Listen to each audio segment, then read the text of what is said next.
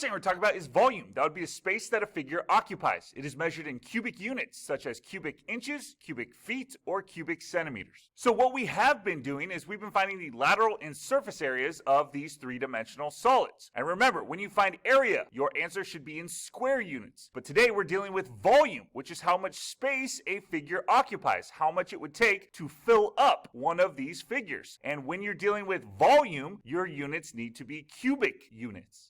Next, we're going to talk about an oblique prism or cylinder. That would be a prism or cylinder with congruent parallel bases and sides that are not perpendicular to any base. So just like in right prisms or right cylinders, we're still going to have two congruent parallel bases in oblique prisms and oblique cylinders. The only difference is that the sides are not going to be perpendicular to either base. So in a right prism or a right cylinder, the sides are perpendicular to the bases. But in an oblique prism and an oblique cylinder, the sides are no longer perpendicular to your given bases.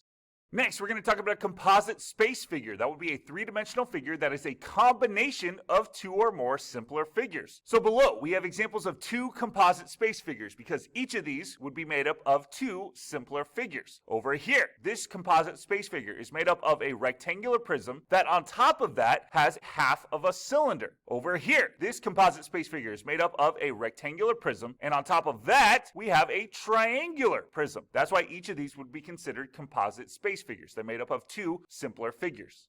Let's talk about the volume of a prism. So the volume of a prism is the product of the area of a base and the height of the prism. Or if you want to think about that in terms of the formula, it would be V is equal to capital B, the area of a base, times H, your height of your prism. Now remember, in a prism, the bases are going to be the two congruent parallel faces of your three-dimensional solid. So in this figure, we've labeled A, B, C, D, and E, F, G, H as our bases. But remember, a rectangular prism is unique in that you could have the top and the bottom be your base, the left side and the right side be your base, or the front and the back be your base, because each of those would be congruent and parallel. Now, if I wanted to find the volume of this three-dimensional solid, what I would do is I would find the area of one of the bases. So I would find the area of this base down here by taking the measure of segment AB and multiplying it by the measure of segment BC, length times width. That'll give me the area of this base. Then I'm going to multiply that by the height of the prism, which is going to be the perpendicular distance between your two bases, which would be the measure of segment EA over here. Over here, if I want to find the area of this triangular prism, what I would do is I would find the area of one of these triangular bases, because remember, the bases in a prism have to be congruent and parallel to one another. That's why the triangles are your bases here. We find the area of one of the triangles by doing 1/2 base times height. So to find the area of this triangle right here, we would do 1/2 the base of this triangle, which would be the measure of segment AB, times the height of this triangle, which would be the measure of segment CG. Then we would multiply that by the height of our prism, which is the perpendicular distance between your bases, which would be the measure of segment BE right here. And don't forget, volume. What we're finding is the three-dimensional space that each of these figures occupy. Rock it around. Example time. Have a great example time. Now example 1 says find the volume of the prisms below. So here we have a rectangular prism. And remember, I said anytime you get a figure that looks like this, we're going to consider it a rectangular prism. Even if they don't put the 90-degree angle marks right here or tell you that opposite sides are congruent, we just assume that a figure that looks like this is a rectangular prism for now. So in order to find the volume of a rectangular prism, or any prism for that matter, we need to remember the volume of a prism formula. Volume of a prism is equal to the area of one of the bases times the height. So we need to determine in this figure which of the faces are we going to consider our bases. Well, let's consider the top and the bottom to be our bases. Because this is a rectangular prism though, you could have considered the left side and the right side to be your bases. You could have considered the front and the back to be your bases. You would have got the exact same volume that we're about to get. So to find the area of one of the bases, this capital B, I'm going to find the area of this rectangular base right here. In order to find the area of a rectangle, remember that's length times width or base times height. So I'm going to multiply 10.4 inches by 5.2 inches. That'll give me the area of this base. And remember, the height of a prism is just going to be the perpendicular distance between our two bases, which would be this 4.9 inches right here. So I'm going to take 4.9 inches, plug that in for our H right here, and now all I have to do is just multiply these two together to give me the area of our base, and then take that area of our base, multiply it by the height, and I get that the volume of this rectangular prism is 264.992 inches cubed, or cubic inches. Notice, because we found volume, our inches, our units are cubed. For B, doing the same thing, we again have a prism, and we need to find the volume of this prism. So in order to find the volume of a prism, we need to remember the volume of a prism formula. Volume of a prism is equal to the area of one of the bases times your height. So in this figure, which of the faces are we going to consider our bases? Well, remember, in a prism, they have to be two congruent parallel faces. So in this prism, that would be these two congruent parallel triangles. Those are going to be our bases. So in order to find the volume here, we need to find the area of one of the bases. That's what this capital B is. So in order to find the area of one of the bases, we need to find the area of a triangle, which would be 1/2 base times height. Now, don't freak out, but because we have two heights in this problem now, I wanted to label them with what they are. This would be the height of our base that we're talking about down here, and this would be the height of our prism. And remember, the height of our prism is going to be the perpendicular distance between our two bases. So that's going to be this 12 feet right here. So we're going to take 12 feet, plug that in for the height of our prism. But what do we plug in for the base and the height of our triangular base? Well, we aren't given an altitude, so how do we figure out what the height is? Well, remember, this is a right triangle. And in a right triangle, the legs, the sides that are not the hypotenuse, are technically considered your base and your height. So we can plug in 8 feet and 6 feet for the base and the height of our triangle here because they are perpendicular to one another. Now what we have to do is just multiply the 1/2 times 8 times 6, and we get 24 feet squared. That's going to be the area of one of our bases. We then take that area and multiply it by the height of our prism, this 12 feet, and we end up getting that the volume of this triangular prism is 288 feet cubed, or cubic feet. I'm busy making presents. Why don't you try? Okay, doing the same thing. So first, I want to find the volume of this triangular prism. So in order to find the volume of a prism, you need to remember the volume of a prism formula. Volume is equal to the area of one of the bases times your height. So in this figure, which of these faces can we consider our bases? Well, in a prism, the bases need to be congruent parallel faces. So in this particular prism, that would be these two right triangles right here. Now all we have to do is find the area of one of our triangular bases and multiply it by the height of our prism. Well, what is the area of one of these bases? What is the area of a triangle formula? That's 1/2 base times height. So we have 1/2 base times the height of our base times the height of our prism. And remember, the height of our prism is going to be the perpendicular distance between our two bases, our two triangles here, which would be this 5.1 meters. So I'm going to take 5.1 meters, plug it in for the height of our prism. Now, what do I plug in for the base and height of our base, our triangle here? Well, remember, in a right triangle, the legs, the sides that are not your hypotenuse, would technically be considered your base and your height. So we can plug in 8.71 meters and 3.29 meters for your base and your height of your triangular base here. Now all we have to do is multiply 1/2 times 8.71 meters times 3.29 meters. That will give you the area of one of your bases. You then multiply that by the height of your prism, the perpendicular distance between our two bases, and we get that the volume of this triangular prism is approximately 73.07 meters cubed, or cubic meters, when we round to the nearest hundredth, which is 2 decimal places. For B, doing the same thing. So we want to find the volume of this regular hexagonal prism. So in order to find the volume of a prism, you need to remember the volume of a prism formula. Volume is equal to the area of one of the bases times your height. So in this prism, which of the faces can we consider our bases? Well, remember, the bases are going to be two congruent parallel faces. So in this figure, that would be these two congruent parallel hexagons. If you didn't know that, remember, prisms are named because of their bases. So if this is a regular hexagonal prism, we know that the bases must be regular hexagons. So now all I have to do to find the volume of this prism is find the area of one of the bases, one of these hexagons, and then multiply it by the height, the perpendicular distance between our two bases. Well, because our bases are regular hexagons, I can find the area of a regular hexagon by using the area of a regular polygon formula, which is 1/2 apothem times perimeter. That will give me the area of our base. We then multiply that by the height, the perpendicular distance between those two bases. So let's start filling this out. The apothem is going to be the perpendicular distance from the center of our polygon, our regular polygon,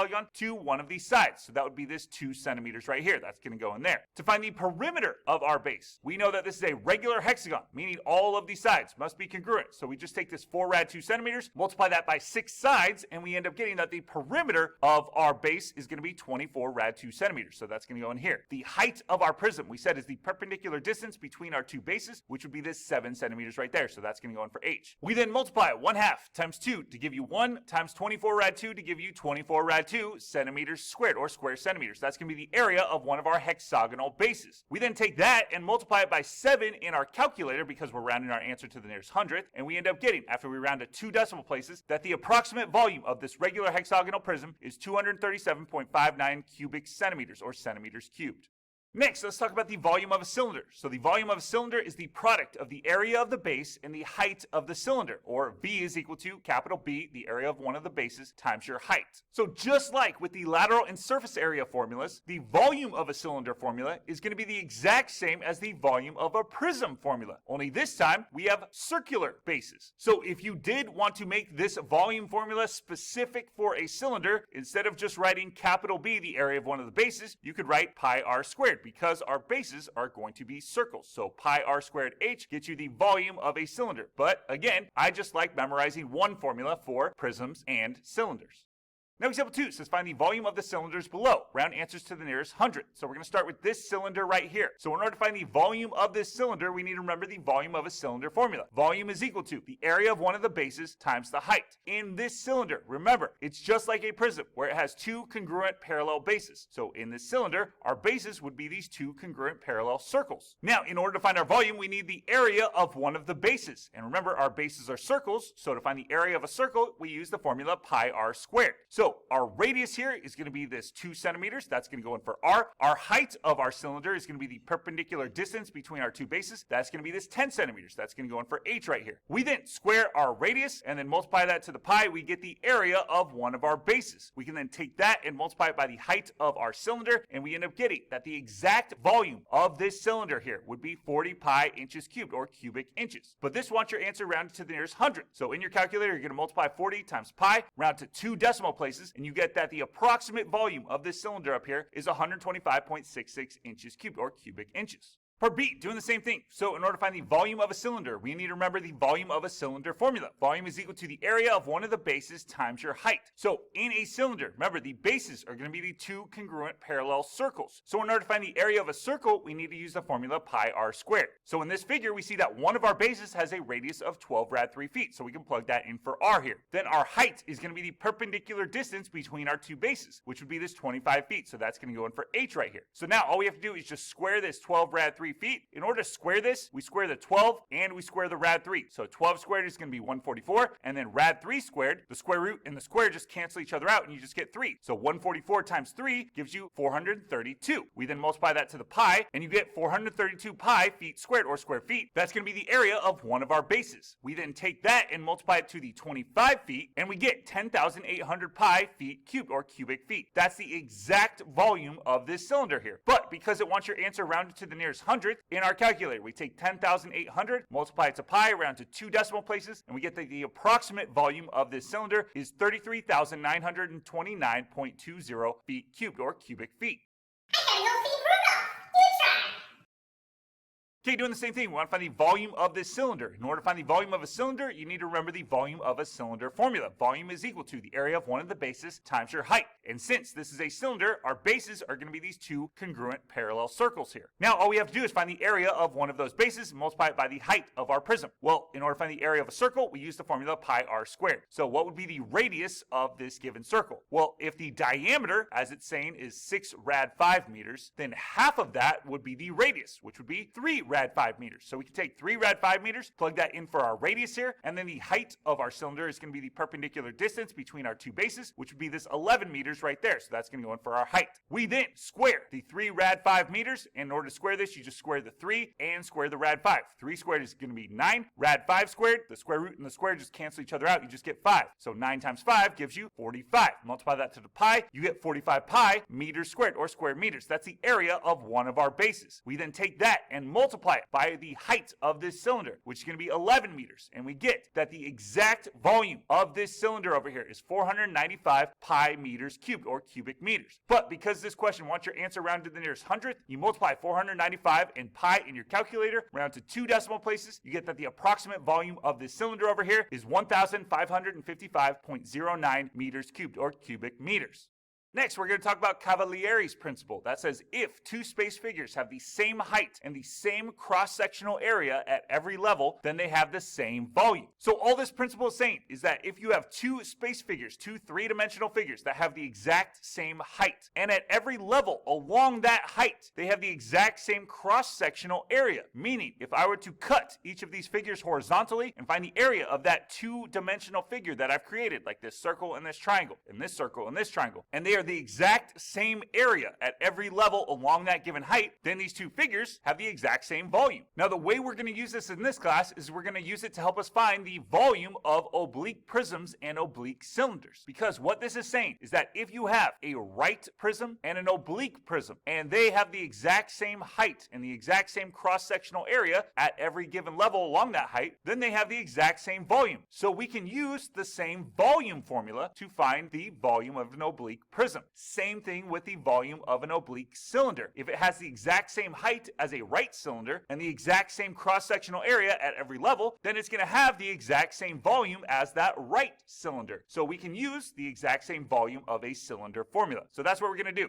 So example 3 says find the volume of the following cylinder. Round your answer to the nearest hundredth. So down here we have an oblique cylinder. We know it's oblique because the sides are not perpendicular to our given bases. So how do we find the volume of an oblique cylinder? Well, based on Cavalieri's principle, we just use the volume of a right cylinder formula, which is volume is equal to the area of one of the bases times your height. And in this oblique cylinder, we know that the bases are going to be these two congruent parallel circles here. So all we have to do is find the area of one of these circles using pi r squared, and then the height of the cylinder. Remember, that's the perpendicular distance between our two bases. Please do not use one of these slanted sides. Don't use that length as your height. The height has to be the perpendicular distance between the two bases. So that would be this 15 centimeters. So we're going to take 5 centimeters, plug that in for our radius. We're going to take 15 centimeters, plug that in for our height. We square our radius and get 25 centimeters squared, multiply that to the pi, and we get 25 pi centimeters squared, or square centimeters. That's the area of one of our circular bases. We then multiply that to the height of this cylinder, which is 15 centimeters, and we end up getting that the exact volume of this oblique cylinder is 375 pi centimeters cubed, or cubic centimeters. But we want our answer rounded to the nearest hundredth, so we multiply 375 and pi in our calculator, round to 2 decimal places. We get that the approximate volume of this oblique cylinder is 1,178.10 centimeters cubed, or cubic centimeters. I make the best presents, but you can try. Okay, this time it wants us to find the radius of the oblique cylinder and round our answer to the nearest hundredth. And it gives us the volume of the oblique cylinder and the height of the oblique cylinder. So how do we do this? Well, we're still going to use the volume of an oblique cylinder formula, which is the exact same as the volume of a right cylinder formula, which is volume is equal to the area of one of the bases times your height. And in this cylinder, the bases are going to be these two congruent parallel circles. And because our bases are circles, the area of a base is going to be pi r squared. Now, all I have to do is plug in what I know. I usually plug in the radius for r and the height for our h, but we aren't given the radius. We're solving for the radius. So what do? Well, again, we still just plug in what we know. We know the volume is 254 meters cubed, or cubic meters. So we take 254, plug that in for the volume, v. We then take the height of our cylinder, the perpendicular distance between our two bases, which would be this 18 meters. That goes in for h. Now we have to solve for r. So how do we solve this for r? Well, we need to get r by itself. So we're going to divide both sides by 18 pi. We do that because over here, the 18 and the pi cancel each other out. And on this side, this fraction is going to simplify to 127 over 9 pi. We then have to get rid of this square to get r all by itself. So we're going to square root both sides. And remember, anytime you square root a variable squared, on the other side, you need to put plus or minus. Now, over here, the square root and the square cancel each other out. We just get r. On this side, because we're rounding our answer to the nearest hundredth, we could just put all of this in our calculator and round to 2 decimal places. And remember, because we're dealing with the radius of a cylinder, we can't have a negative radius. So we're just going to take the positive version, the principal root, and we're going to say r, our radius, is going to be approximately equal to 2.12 meters. Now example 4 says find the volume of the figure below. Round your answer to the nearest hundredth. So here we have a composite space figure. It's a three-dimensional figure made up of two simpler figures. We have a rectangular prism, and then on top of that we have half of a cylinder. So in order to find the volume here, we just need to add together the volume of the rectangular prism on the bottom to half of that cylinder on the top. So what is the volume of a rectangular prism formula? That would be volume is equal to the area of a base times the height of your prism. Then what is the volume of a cylinder formula? Well, that's easy. It's the same thing. Volume is equal to the area of one of the bases times your height. So let's start filling out this formula. To find the area of the base of this rectangular prism down here, if we consider the bottom of the backpack to be the base of our rectangular prism, then the area of the base would just be 12 inches by 4 inches. So that's easy. What is the height of that rectangular prism? Well, it only gives us the height of the entire backpack. It doesn't give us the height of the rectangular prism. So how do we find that? Well, we can see that this distance right here along our rectangular prism is 12 inches, meaning that this distance right right here along our backpack would also be 12 inches, meaning that our diameter of this half circle up here, this semicircle, would be 12 inches. So the radius then of that semicircle would have to be 6 inches. So if I know that this radius right here is 6 inches and this whole height of our backpack is 17 inches, that means that this height right here, the distance from the base of our backpack to the top of our rectangular prism, must be 11 inches. So I have the area of the base of my rectangular prism and the height of my rectangular prism. Cool. Now let's get into finding the volume of this half cylinder up here. So in order to find the volume of a cylinder with a base that's a full circle, you take pi r squared, the area of one of the bases, and then multiply it by the height, the perpendicular distance between our two circles. Well, since we only have half of a circle as our base, we just take 1/2 pi r squared and then multiply that by the height of our cylinder. So we just said that the radius of this half circle, this semicircle, is going to be 6 inches. So we can plug that in for our r. The height, the perpendicular distance between our two half circles, our two semicircles, would be this distance right here. Not this distance, which would be 4 inches. That's why 4 inches goes in for the height of the volume of our half cylinder. Now all we have to do is just simplify each of these. So we multiply over here, and then add those two quantities together, and we end up getting that the volume of this composite space figure is approximately equal to 754.19 inches cubed, or cubic inches when you round to the nearest hundred. I can't try anymore, you try.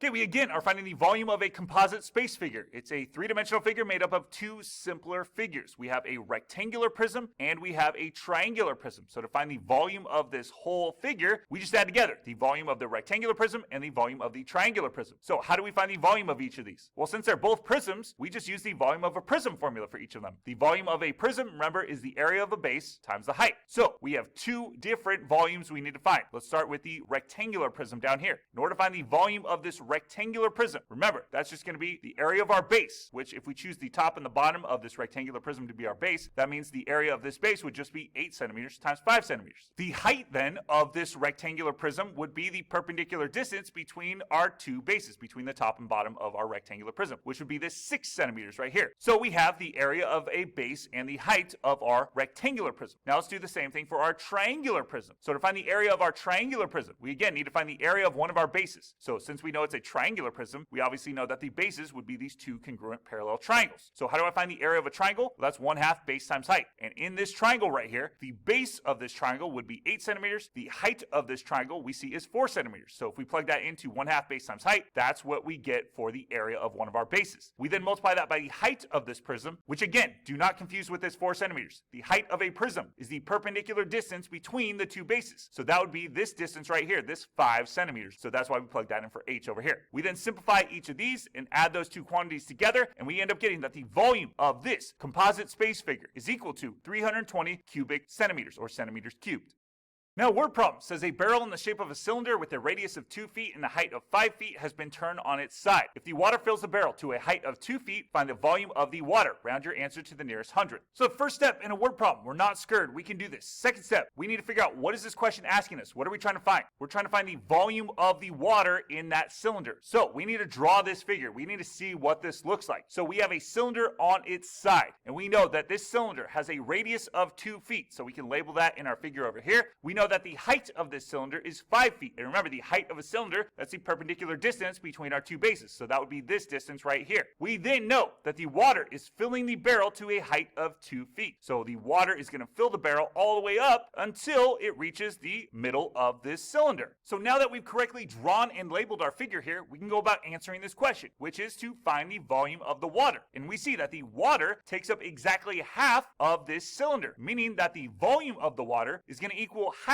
of the volume of the cylinder. So we just multiply the volume of a cylinder formula, area of the base times the height, by a half. That will give us the volume of the water. So let's find the volume of the cylinder and then multiply that by half. So remember, to find the volume of a cylinder, we need to find the area of one of the bases and multiply it by the height of the cylinder. Well, in our cylinder over here, our bases would be these two congruent parallel circles. So let's find the area of one of those circles using pi r squared. Remember, our radius we see is 2 feet, so we plug that in for r here, and then our height is the perpendicular distance distance between those two bases. That would be this 5 feet. So that goes in for h. We then square the 2 feet, multiply that to the pi and the 1/2, and we end up getting 2 pi feet squared. We take that, multiply that to the 5 feet, and we get that the exact volume of our water in this cylinder would be 10 pi feet cubed, or cubic feet. But this question wants your answer rounded to the nearest hundredth. So in our calculator, we multiply 10 times pi, round to 2 decimal places, and we get that the approximate volume of this water in this cylinder would be 31.42 feet cubed, or cubic feet. So now we have 2 more formulas to fill out in our formula sheet, the volume of a prism and the volume of a cylinder. And the good news is that they're the exact same formula.